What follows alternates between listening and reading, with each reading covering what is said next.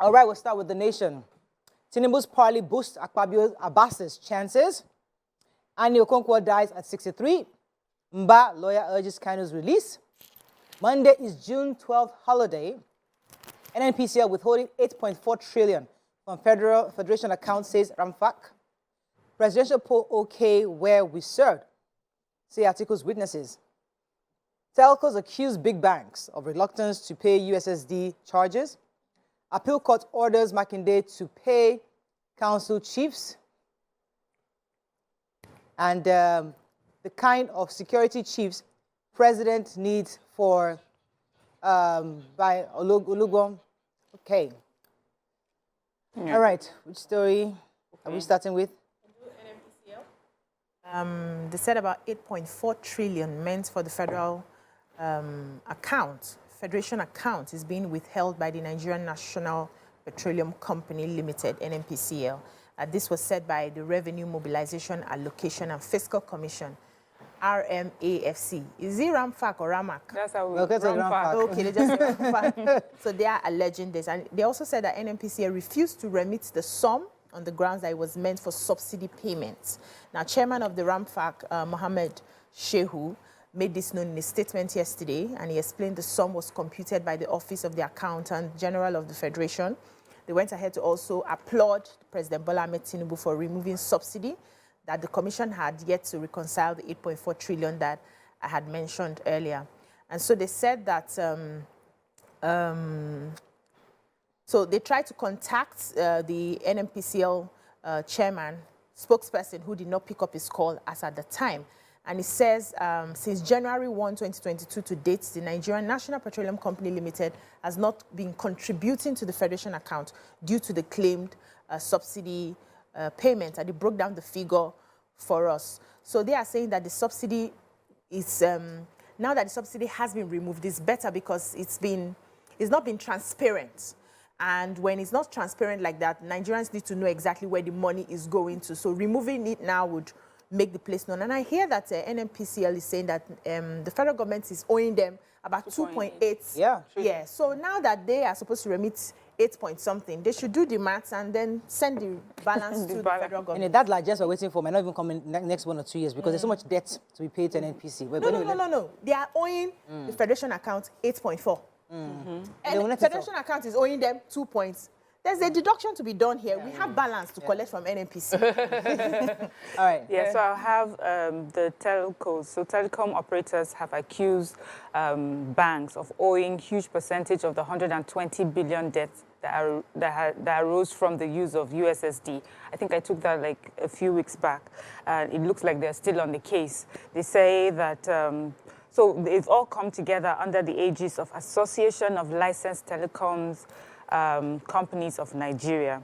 And the chairman of the association in an interview says that the smaller operators, like the smaller banks, have been responsive and they've been paying their debts. That in fact, they were paying their bills, but after a while they stopped paying. But they realized that when they sent them the notice, they started paying. But the big banks have refused to pay, and that and because they're big banks, the impact of their not paying, the impact of their debt is huge on the industry.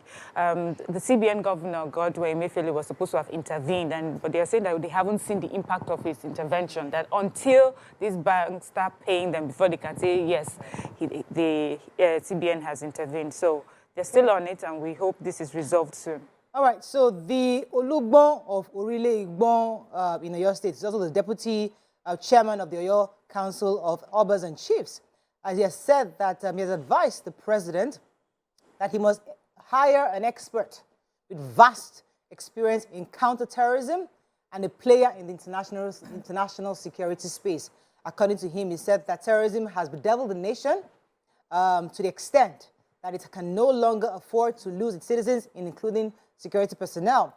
He has advised the president to ensure that we have the right people, someone who has security intelligence skill and is a professional, either with the military, DSS, or NIA background. So just adding his own voice to the issue of terrorism. Let me take the major headline. So the conversation that we've been waiting for over and over again concerning who will become our Senate President in the 10th Assembly and Speaker of the House of Representatives has been seemingly more decided because the President, Tinubu, has decided to have had a parley with the senators and House of Rep members of APC, and he seemed to have supported Akpabio and Was aligned with the he was aligned with the APC's zoning. No, Yes. the APC already, he aligned with what APC had agreed on, which is that they were going to be giving Akpabio, that's representing Akwa Ibom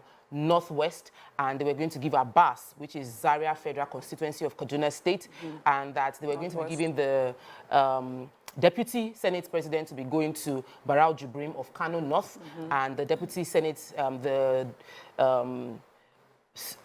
Benjamin Kalu will be for Deputy Speakership, who is from Bende Federal Constituency, Abia State. So the conversation now is that two main contenders that were opposing did not attend the parley. Right. And they are saying maybe Abdulaziz Yari and Orji Zokalu are still furthering their own agenda to see how they can still lobby. The 59 senators are for APC, 36 are for PDP, 8 Labour Party. So maybe if he's able to gather all the other opposition and be able to get something through. Yeah. You've divided the APC Get some bloc swingers. Yes. Okay, let's see. Let's go on. Let me just give the headline of the Punch, then we'll go on a break. The Punch, National Assembly leadership, Tinubu's meeting with lawmakers failed to resolve zoning crisis. Niger Air, Arewa Group demands Sirika's arrest. INEC APC oppose LP's quest to quiz IT experts. Ogun community residents stranded as flood overruns Link Road. Return home for vote buying trial, APC tells Adebutu. FG raised Telecoms GDP contribution to 2.5 trillion, says NCC. Subsidy, NNPCL failed to remit 8 trillion naira, says Ramfak. And Rep stepped down 543 billion naira judgment debt payment. Now we're reviewing Punch. Which story starting with? So they said most residents in Gateway's Parklight Estate area opposite Mountaintop University along the Lagos-Ibadan Expressway, Ogun State, were unable to carry out their various daily activities on Thursday after the flood took over the main road connecting them to the highway. According to the correspondent, that's Punch, they said they could not even pass the road when they wanted to investigate what was happening. Most motorcyclists, car owners, a lot of people were stranded on the other side of the road, said till the early hours of the morning because of the rain that started on Wednesday till Thursday. Everywhere was flooded. Shop owners said the level of the flood got to almost half of their shops. They were not able to open. And some residents in that area kept complaining about it. Some of them had to come out with baskets. They were seeing fish, cutlasses, baskets, and fishing. Yes, to fish, and said they could not even access their businesses or go to work.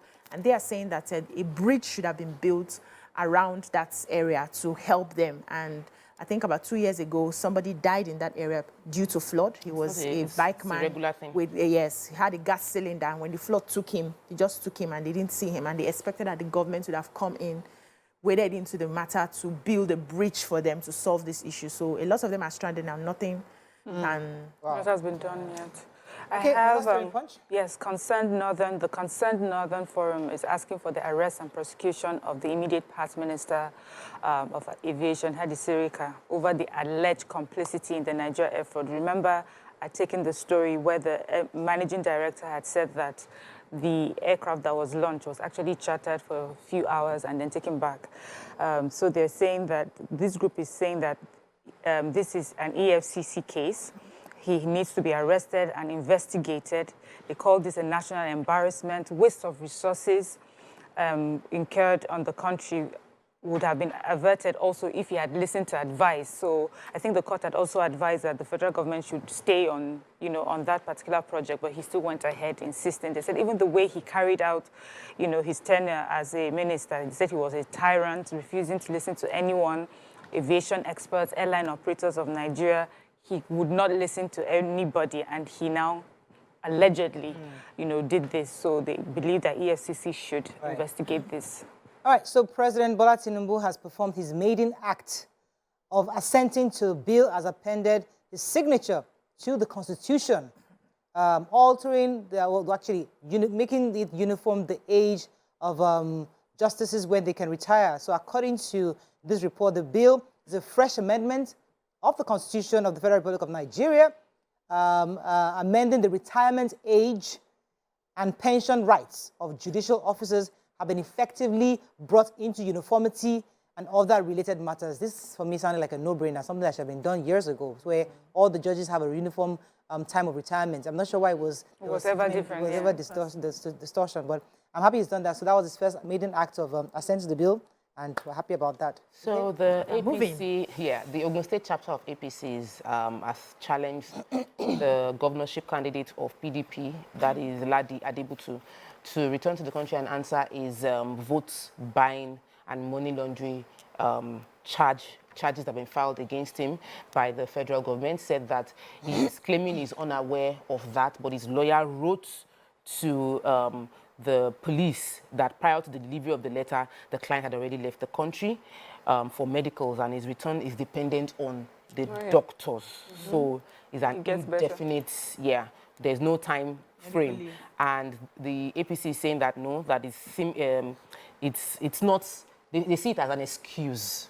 That is not the reality, and that they feel like he should come and answer the cases that the government has against him. I think that because the elections are over, we sort of feel like we're tired of hearing politically related cases. But if it is true that he has money laundering charges and vote buying cases against him, even if he's not in Nigeria, they should be able to ensure that his lawyers are present in court and justice is served. Okay, moving on now to Daily Sun. INEC explains non-transmission of election results with beavers. Makinde, Wike, Ortom, Ikpeazu, Ugwuanyi meet Tinubu, seek equity, fairness, and justice. Panic in Anambra Assembly as armed men try to abduct member-elect. 10th National Assembly leadership. Nobody should take Izunaso seriously, says Ahize. El Rufai under fire over viral video. Tears as ex-Senator Annie Okonkwo dies at 63. And Mba in Aso Rock asked Tinubu to release Kanu, and FG declares June 12 public holiday to mark Democracy Day. Okay, let me take the governor of Enugu State, Peter Mba, has appealed to President Bola Tinubu to begin the healing process that he promised during his inaugural speech by releasing the leader of the proscribed indigenous people of Biafra, Nnamdi Kanu, the leader. If you recall, he was arrested back in 2015, and then he was granted bail in the courts in 2017. And if you recall, that there was a sting operation where he fled to Kenya, and then he was brought back home. And then the court had, the Court of Appeal in Abuja ruled that Kanu's extradition to Nigeria was done outside the legal framework, and then they had asked them to release him. Unfortunately, the DSS then took the case back to court, getting the Supreme Court to squash that ruling that he should be released. Either way, the case is still in the Supreme Court right now, and he's yet to be released. And but Governor of Enugu is appealing to the president to release Nnamdi Kanu. That by doing that, what they're doing is actually begin that process of healing to bring back, especially those who have been hurt in the southeastern part of the country, would find this as a way to heal all the grievances they have against the government. So I have panic in Anambra Assembly as armed men attempt to whisk away a member-elect. I don't know if you got the same feeling. So in my mind, I'm like, armed men went into the house while in session. Yeah, that's what it sounds like. Yeah, DSS. Former armed men are suspected to be operatives of the Directorate of Security Services, DSS. They had to scare Miriam. Anyway, they said they tried to whisk away the member-elect in Nnewi North constituency, Mr. Onyeka Chukwuike. They said that they forced him into the vehicle and they were about to drive out of the assembly complex when the security personnel quickly locked the exit gate. The DSS even explained that they had a court order for his arrest, but they got the deputy governor and also the intervention of the speaker, who begged and he was allowed to stay back. But that was what happened. They were not. We just discussed framing now. Bandits, Everybody frames it based on what terrorists. I was so scared when I was like, how badly have things gone? Trying to suggest to people's minds that armed men. These guys had a warrant for their And then they say suspected DSS. It's okay. Anyway, let's move on. Please, let me take the story. Oh, sorry. The president Bola Tinubu yesterday met with PDP's G5. It's going to take a while. Met with the G5. We know the governor of Oyo State, who led the group, had the presence of the 4 other governors who had said that they wanted the PDP zoning to the south. The former governor of Rivers State, former governor of Benue, Enugu and Abia State, Ortom, Ifeanyi, and Ikpeazu, former governor Ikpeazu. And they said they wanted to go and meet with the president, and the conversation was to let the president know that partner with them on the route for fairness, justice, and equity in Nigeria. And some of the reporters had asked, I think the Sun reporter had asked that, how come they are having, Governor Seyi Makinde is having such frequent visits to Aso Rock and having conversations with the president? This is nation building. Nation building matter is a very, very difficult task. And we have to keep evaluating where we are and how to get things to be better. So they are going to the president to know where the G5 are and how they can make things. The point is that they said they should remove politics. Now we are nation government. Okay, Vanguard. Let's find a story we've not taken. Vanguard, oil revenue crash pushes federal government's deficit to 513 billion in February. FG puts payments to MDAs on hold. Nasarawa Assembly factional speaker accuses CP of fueling crisis. Presidential poll, Obi produces software engineer as witness. Death toll in attacks on Benue communities hits 40. Let's find a story. 5G, Nigeria must prioritize consumers' privacy, ethics of data usage, says NCC. Presidential poll, Tinubu, APC oppose INEX ad hoc staff as witnesses. And 2024, dissolution fear grips Ondo commissioners, EXCO members. I think we took the NCC, according to them, they said to unlock the full potential of the 5th generation 5G network. The Nigerian Communications Commission, NCC, has urged Nigerians to prioritize privacy of the consumer's data and maintain its ethical use always. So they gave the charge yesterday at the 2023 Nigeria Digital Sense Forum on Internet Governance for Development, IG4D, organized by an online publication, IT Realms, with the theme Data Governance, Safety and Security in Nigeria, held in Lagos.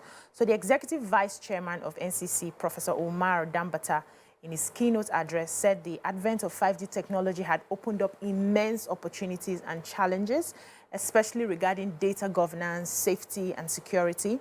And the amount of speed of data generated using 5G technology is unprecedented. And the basic idea is that they must find a way to preserve consumers' data so that they are not going away from the ethics of the profession and the business, but consumers must come first. So when you are giving out your data, and we've had some of those issues where data is just exchanged and you don't know if anybody is protecting that data, your personal data. So they are saying that they must be in charge of protecting consumers' personal data, and that's the only way we can really enjoy this 5G and its immense benefits. Nasarawa. I've been following the Nasarawa controversy where they have 2 House of Assembly speakers. Now, one of the factional speakers, House of Assembly Speaker for Nasarawa State, Daniel Ogazi, is saying that the Commissioner of Police is taking sides and is calling on the Inspector General of Police to step in, that the Commissioner of Police did not allow him and his 13-member that voted him into being Speaker to access the House of Assembly, that they were told by his policemen at the gate not to, the gate was blocked, but the same Commissioner of Police allowed the other Speaker with only 10 members to get into the floor of the Assembly and carry out, according to him, illegal proceedings in the House. How can Commissioner of Police, that order closure, be doing that, and he's being partisan and it shouldn't be allowed? So there were protesters, women.